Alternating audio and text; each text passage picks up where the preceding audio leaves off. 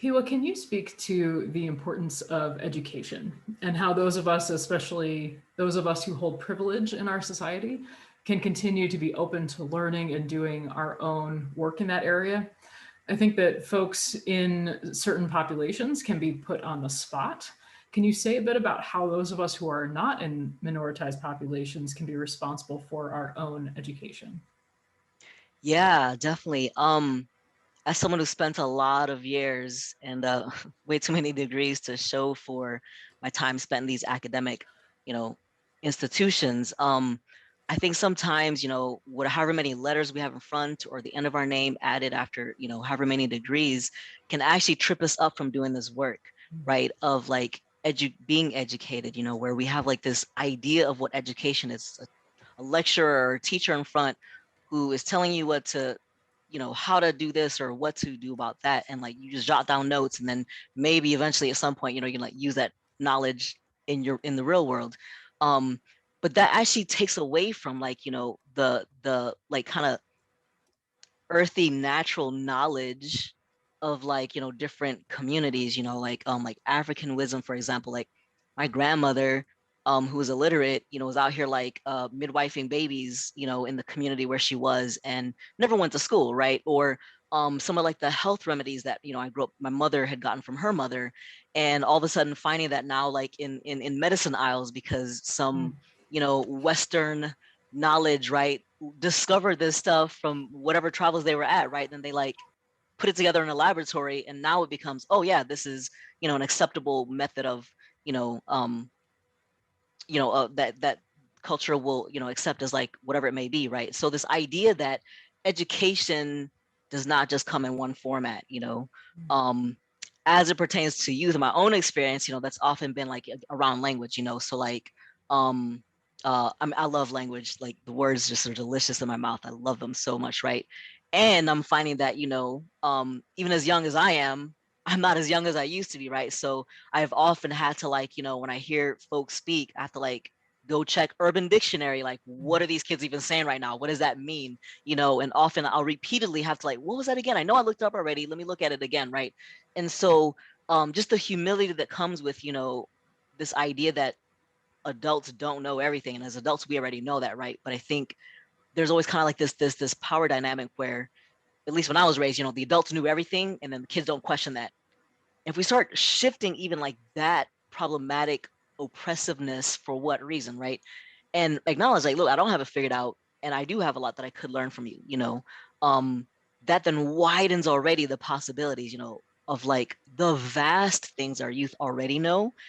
And what it does, right? It creates a space where it says, because I was willing to figure out what you meant or to learn what TikTok is or right, what is Fortnite? I still don't really know that all the way, but like just getting enough sense that, I'm invested in knowing what matters to you, using what language matters to you, right?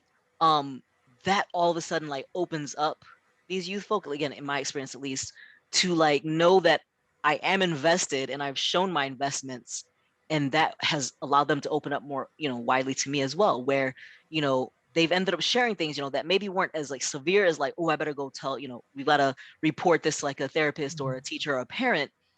But the fact that we can talk about it means that they probably circumvented an issue escalating to the point of, oh shoot, I've got to talk to a therapist, a parent, a teacher about these situations that they're kind of navigating as youth, So even something as simple as like find out what language they're using, or like learn and be willing to look foolish, like, okay, Yep. do y'all still say lit? I actually don't know that, right? And I'm like, and I'll, using humor even sometimes, like, well, look, if y'all still say YOLO, like, let's whatever, and just like Yeah. even comedically again, so if it helps like kind of allow the awkward to take space in an Yeah. interaction without the awkward, right, derailing some important work that needs to happen.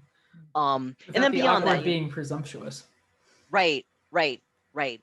Um, and so then, and again, beyond like just having like these minoritized groups of, youth folk, I would definitely encourage folk to look at the places, what are their sources of information or news? Like, how do you come to know what you know?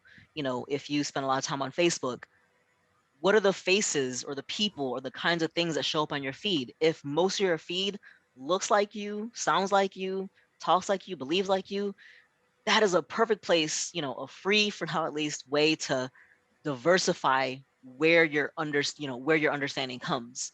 You know, um, a lot of folk have like a lot of free content online. You know, like doing a Google search, like who are the people talking about X, Y, or Z that I want to learn more about. You know, there's tons of information on like a wide variety of like, you know, different schools of thought. And, you know, you can literally spend a ridiculous amount of hours on one topic on the internet, right? Just kind of looking up the various, you know, different angles that people are taking, you know, even like, you know, anti-racism.